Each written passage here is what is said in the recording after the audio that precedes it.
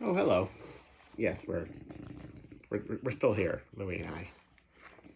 Welcome to Today's Decay, where we celebrate births and beginnings of everything important since the dawn of time. Today is now April 23rd, as it will be all day long. On this day in 1894, Cow Davenport was born, a really wonderful proto rock and roll piano player who played ragtime or boogie woogie.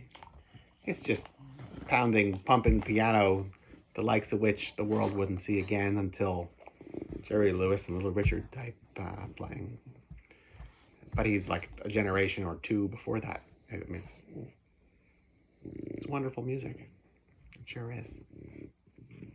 Who else? What else? Simone, born this day 1910.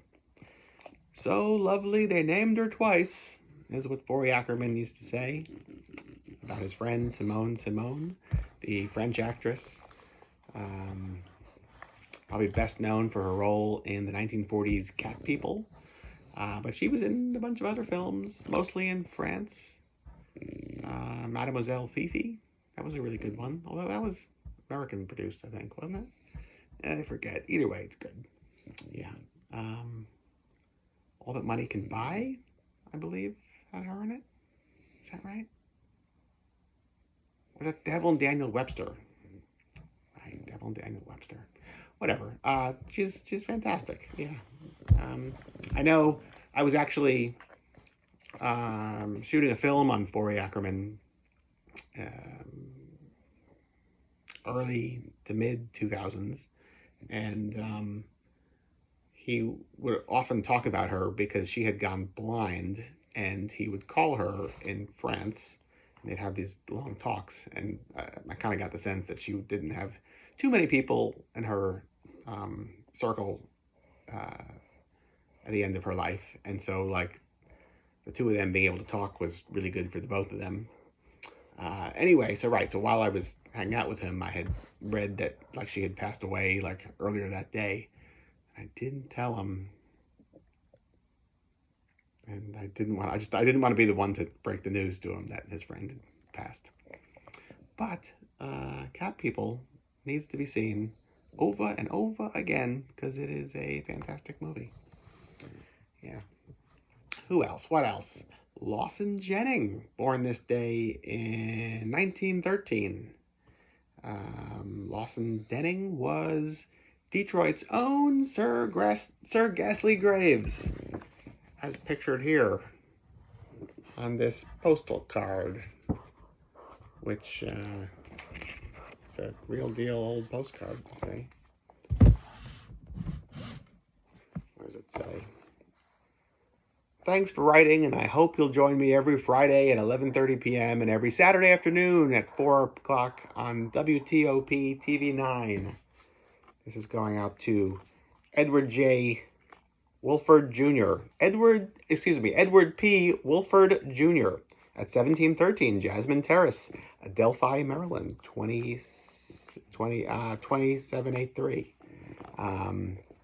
He also was, I think, was he syndicated?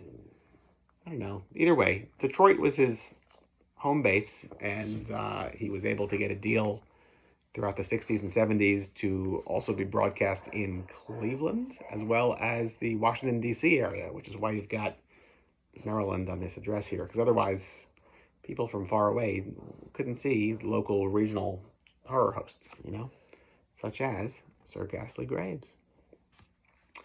What else? On this day in wait, what am I missing here? Oh, right, 1922.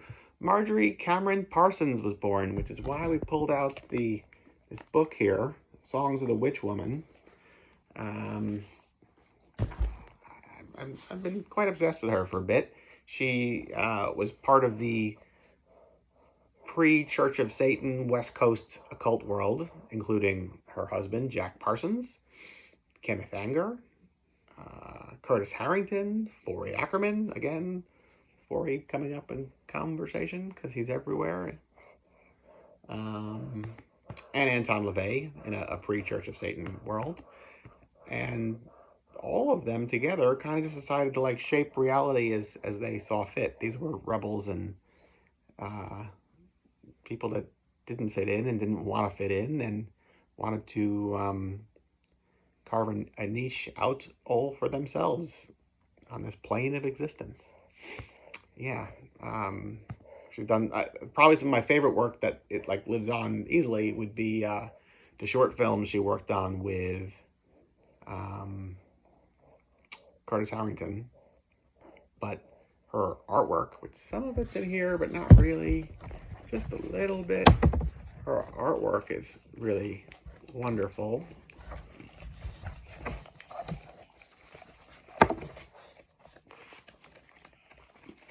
There's a good one. Come on, enough. Here's her with Jack Parsons. They lived in Pasadena, and he reportedly blew up his house with rocket fuel by mistake. Some say it was a occult ritual, though, that went wrong. There's a little bit of her work. Let me see one more.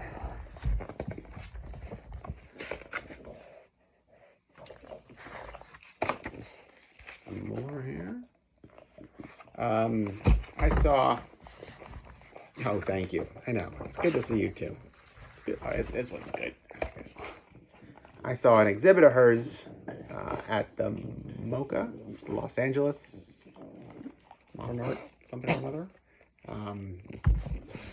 with a lot of her original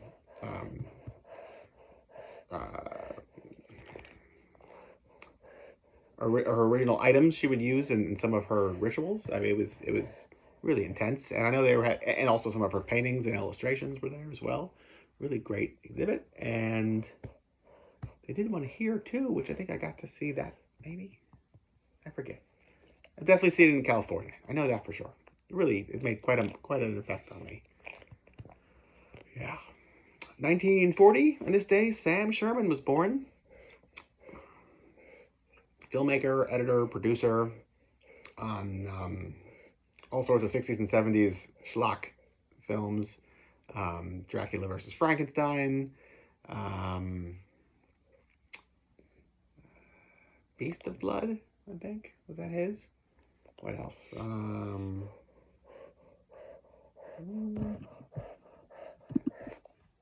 Satan's Sadists.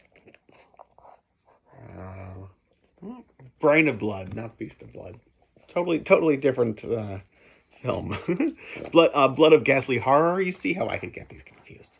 They're just, it's the same words being used over and over again in a slightly different order. Right? Right. Yes. What else? I'm covered in dog hair. Somebody's going to get a bath. That's somebody being him. So maybe this constant shedding thing will stop. And what else? 1976, on this day, the first Ramones album was released.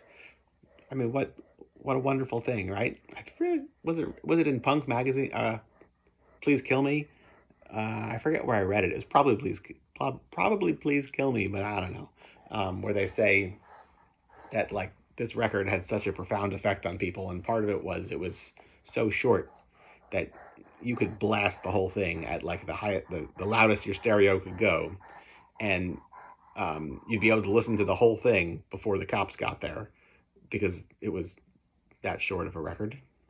I like that idea. It's a good scene, the cops are coming, so just turn your stereo as loud as possible, and when it's over, answer the door. I don't know. Yeah, so there you go. April 23rd, all day. Today's Decay. From us to you, till tomorrow, goodbye.